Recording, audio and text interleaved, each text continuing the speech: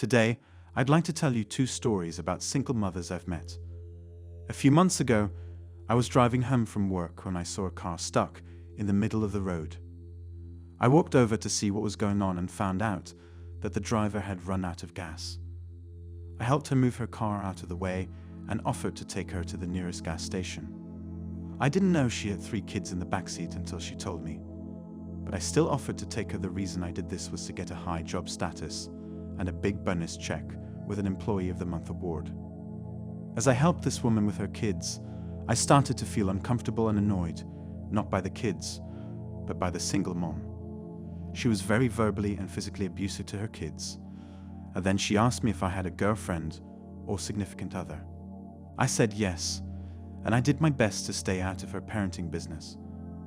But she just couldn't stop. One almost walked into oncoming traffic, so I had to lead it back to the sidewalk.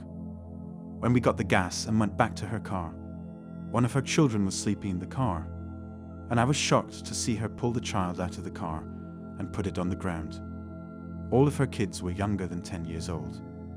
I had to teach her a few things about parenting after seeing that scene. I told myself that getting the Employee of the Month award was worth it. When I was a kid, my dad would always say that parenting was like flying an airplane. You need to know how to control the plane, be prepared for rough weather, and take care of your passengers.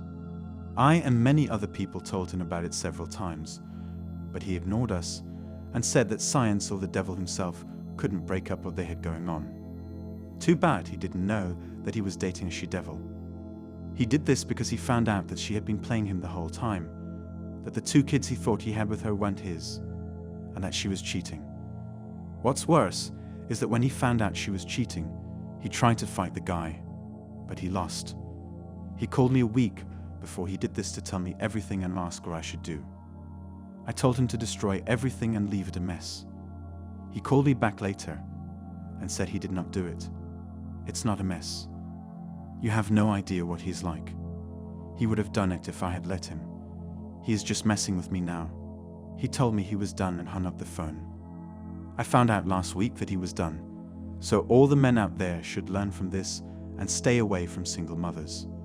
I've also seen women who locked themselves out of their cars while the engine was still running, or who didn't change their oil because they didn't know they had to, which ruined their engines. To be fair, I've done both of those things myself. Both times, I left my keys in the passenger seat. Once, I was driving across the country in South Dakota and was tired, but I still had my phone and wallet with me, so I called AAA, and they came and retrieved my car. But the third time was in Hawaii, and I was living on my own for the first time. I had just gotten a job and was excited, so I left all of my stuff in the car with the windows down, including a big bag of guinea pig food.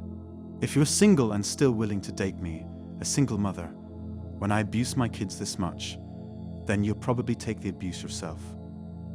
Maybe the plan was to make you feel sorry for her kids so that you would step in and be the one she abused instead, because she saw that you were willing to defend them.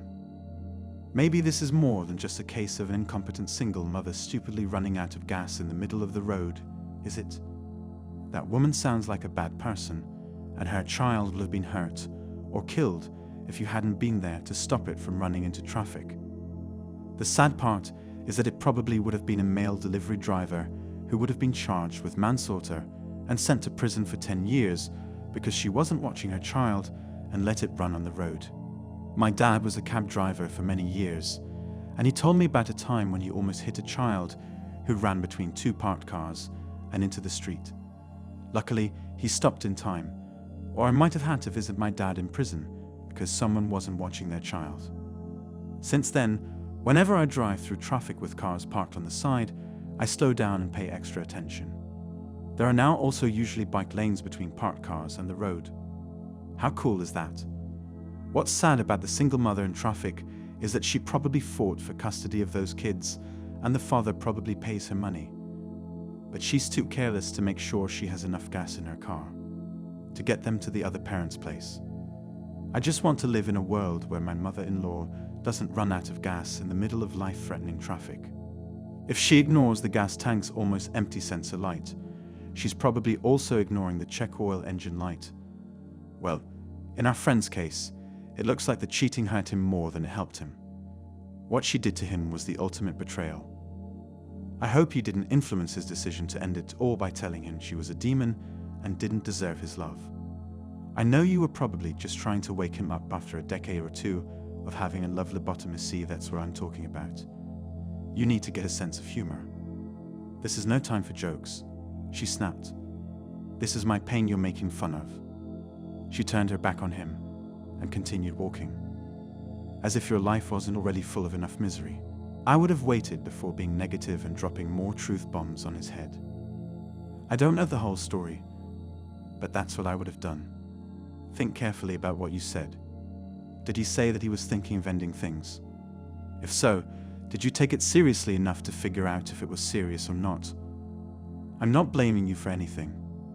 I just think it's important to think about whether something you said pushed him over the edge, or if it was a cry for help that you didn't hear.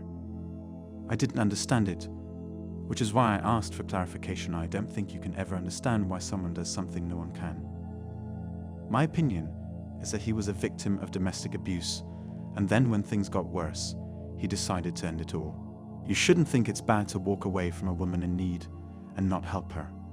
See it as self-defense.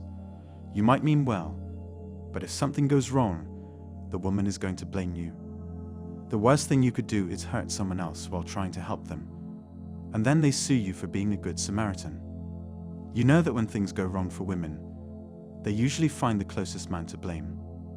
I hope that when you red pill men do it in the future, you try to do it after the fact. Because women tend to get all hysterical and plead to the sky and blame whatever they can. I think that when you do it, you should have a disclaimer on your YouTube channel saying something like, "Hey guys, don't buy this video if you're not ready for the truth. There are a lot of things about women that don't make sense if you're not familiar with the feminist movement. I'm sorry you feel this way, and I can understand that you must have gone through a lot of pain when you realized that your girlfriend was cheating on you.